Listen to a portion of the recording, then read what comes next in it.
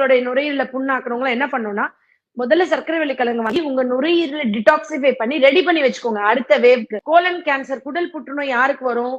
யார் வந்து இந்த ஸ்மோக்டு மீட், கரிஞ்ச சிக்கன், இப்போ தந்தூரி எல்லாம் சாப்பிடுறாங்கல்ல, நிறைய கரிஞ்சது ஸ்மோக்டு மீட்ஸ் நிறைய எடுத்துக்கிட்டா அவங்களுக்கு வந்துட்டு இந்த குடல் சம்பந்தமான கோலன் டைப் ஆஃப் கேன்சர்ஸ் வரும்னு சொல்றாங்க.